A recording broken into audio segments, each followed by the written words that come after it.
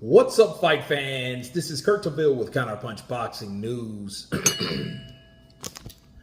And I have some new news concerning Conor Benn, Chris Eubank Jr. too.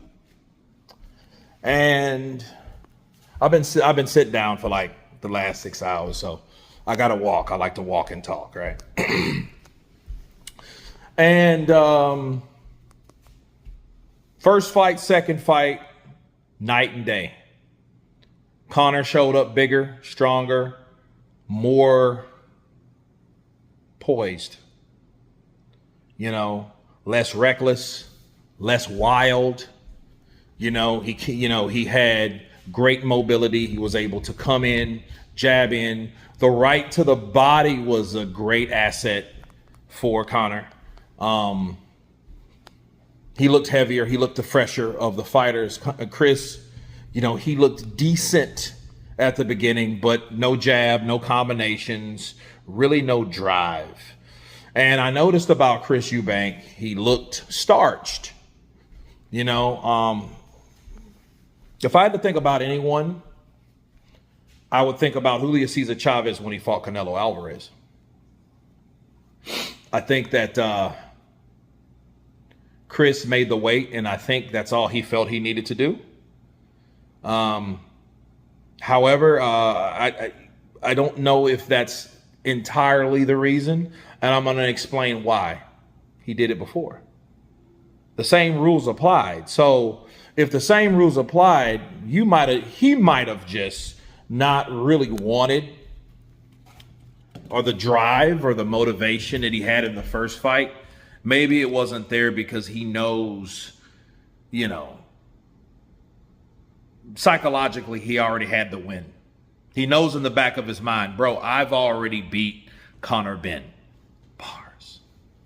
Right? So I think because of that, maybe, just maybe, the drive wasn't there. Because the jab wasn't there. The combinations wasn't there. There was a lot of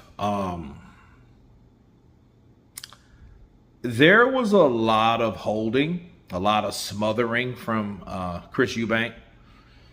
And it was because I think his undesire to fight. If you look at, in comparison of the first fight and this fight, the first fight had action because Chris Eubank Jr. didn't decide to grab. He decided to punch. They punched their way out. They didn't grab and hold and wait for the referee. And Conor Benn, he was trying to headbutt him, nudge him, shove him. Conor went down and Chris Eubank jumped over him. So it was a lot of this tug-of-war type fight where I don't think that it should have been, but I think that's based on the inability or the non-desire to fight. And that's what you saw. Chris, he would land some good shots, but they're too few in between, whereas Conor Benn was in and out, back and forth, throwing feints and getting you to a point where, okay, Conor's a fresher guy, and that shit just kind of lulled and it lasted and it was boring. Was it boring because the first fight was so good? Nah, I just think it was boring. Because, you had one guy trying to fight, doing his, working his game plan, and versus another guy that just really didn't fight or didn't have the ability to fight or the energy to fight or the desire to fight. It was one of those. He didn't fight nonetheless. Regardless of whatever the reason was where Chris didn't go in and do what he did the first fight, he just didn't do it. And we knew he can because he showed us he did it the first time, right? So that's what we seen. And then the last round was the best because Conor Benn, I guess, figured out, like, look, I'm going to go for the gusto. I don't know about you. You don't have to fight, but I'm going to fight you. And he caught Chris Eubank with a shot that made him fall on the seat of his ass. And then he was clearly hurt. He knew he was hurt the way he looked, and Conor Benn did that again. He got a second knockdown in the 12th round, And then Chris did jump back up because he did not want to get KO'd by the rival. So he got up, but by that time, Conor, had already jumped on the ropes because he knew he had already sealed the deal to win because, shit, he won most of the rounds anyway. You know what I mean? So that was pretty much that with Chris Eubank Jr. And Conor Benn. Now, I want to say this. First time, and this is where this was the climax to me. It was finally respect. Talking, conversating, hugging, dapping, engaging, good fight. And Chris couldn't do it himself. Neither could Conor. They both had to come together to respect each other. That's what I loved about this. You know what I mean? I think the malice is over. Chris Eubank, being the bigger man, being who his father is, showing signs of who his father was, gave respect to his opponent, Conor Benn. This is the man tonight. He was a better man tonight.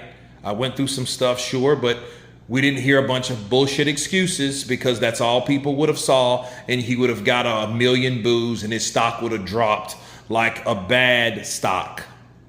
So I'm glad he didn't go that route. But he did give Conor Benn his clout.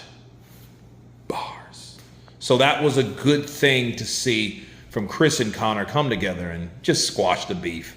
Because, I mean, at the end of the day, I'm like, you motherfuckers got so much in common. You know, you know what I mean? Like, just one's older, but still, come on. I'm glad they put that to rest. Conor did say that is the last fight. I will go live tomorrow for a reflections video on this whole thing. Was it worth $60? No, it was not. But anyway, good fight. I'm glad and happy for Conor Benn for getting the win. He did it not only for him, but for his family, for his house, his family crest. He did it and he got that done. So I know everybody will celebrate on the Benn end, unlike the first fight. But you guys tell me what you think about this breakdown and Conor Benn defeating Chris Eubank Jr. by unanimous decision. Of course, please subscribe. And you guys been Counterpunch. Peace.